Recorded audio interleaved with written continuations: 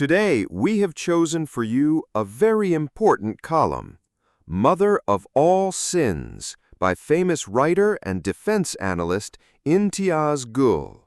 In an earlier reflection on Balochistan, I examined the paradox of competing narratives that define the province today. I also promised to identify what I call the mother of all ills, the foundational flaw shaping elitist governance, distorted perceptions, and persistent alienation in the province. So what is this mother of all ills that officials struggle to contain amid widespread discontent with the governance system in Balochistan? At a recent high-level interaction in Quetta, a senior military official made an important clarification. No one is a traitor. We must respect differences of opinion within constitutional limits. Disagreement should not be equated with disloyalty. This statement, made before nearly 100 journalists and writers from across the country, almost half of them from Balochistan, including conflict-affected districts like Karan, Awaran, Turbat, and Gwadar, reflected an attempt to soften the tone of a deeply polarized discourse. Yet what followed was a familiar blend of reassurance and contradiction. Participants were presented with a narrative that oscillated between facts and perceptions. Baloch society was described in parts as lacking gratitude, suffering from excessive entitlement, and avoiding hard work. At the same time, officials emphasized the vast mineral wealth and untapped economic potential. The underlying message was clear. Nation building takes time, patience is essential, and dissenting voices are often misinformed or externally influenced. Balochistan, it is repeatedly reminded, became a full province only in 1973 and is therefore young in administrative terms.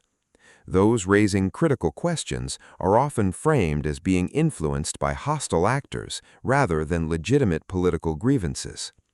Across multiple engagements, officials outlined a framework of governance built around security, development, integration. Central to this are institutions such as the Provincial Apex Committee and the newly introduced District Coordination Committees across 36 districts. These structures are presented as instruments of stability, coordination, and accelerated development, underpinned by what is described as unprecedented civil-military synergy. On paper, the agenda is ambitious. Roads, schools, hospitals, and infrastructure projects are showcased as proof of progress.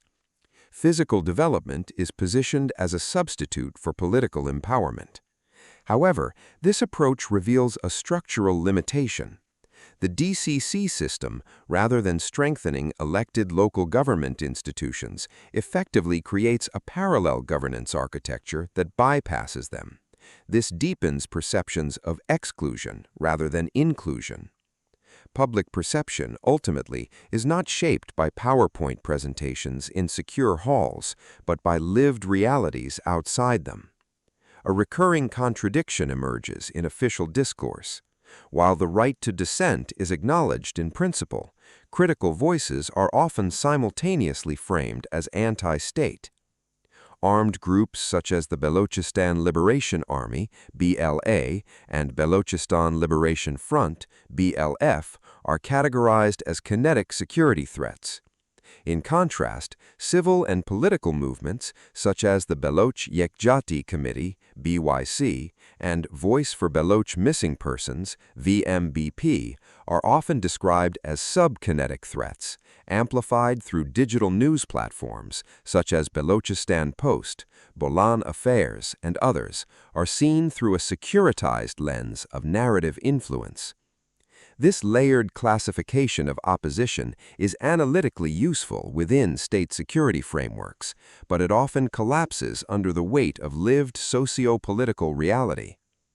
Outside official corridors, these distinctions blur into a single perception of exclusion, grievance, and lack of representation.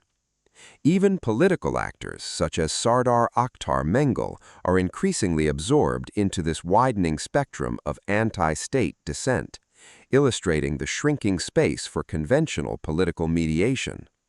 A fundamental distinction must be drawn between the state and society. The state is not an abstract monolith. It is composed of institutions, bureaucracies, and security structures. But these institutions are only a small subset of society. They exist to serve citizens, not substitute them. Over time, however, governance in Balochistan rests on a top-down model, where policy is designed, explained, and enforced, rather than negotiated or socially embedded. Resultantly, perceptions of alienation deepen, and the state narrative, however well articulated, loses credibility when governance relies on security-centric delivery mechanisms and administrative imposition. At the core of this entire crisis lies what can be described as the mother of all sins, a manipulated and non-representative political system. This refers to an electoral and governance structure in which hand-picked or weakly mandated political actors operate without genuine public legitimacy. This dysfunctional model treats political representation not as a duty to the people, but as a license for unchecked authority and abuse of state resources. In such a system, even well-intentioned development efforts fail to translate into legitimacy. Trust cannot be engineered through infrastructure alone. It must emerge from representation, accountability, and consent. It must be built from below, through participation and political ownership. Without this, a fundamental contradiction persists. How can institutions accused of lacking moral credibility convincingly preach the rule of law, justice, or fairness? Despite the severity of the crisis, an important recognition exists in policy circles. The Balochistan problem cannot be resolved through force alone. The conclusion is widely acknowledged.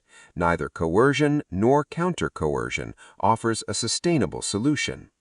The only viable path is dialogue via transparent electoral processes that produce genuinely elected political leadership.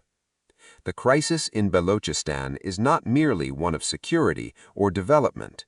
It is fundamentally a crisis of political legitimacy and representation, a fault line that external forces are exploiting to the hilt. And at the heart of it all remains the unresolved mother of all sins, a political order that governs without full consent of the governed. Thank you for watching. If you like the video, do like, share, and subscribe.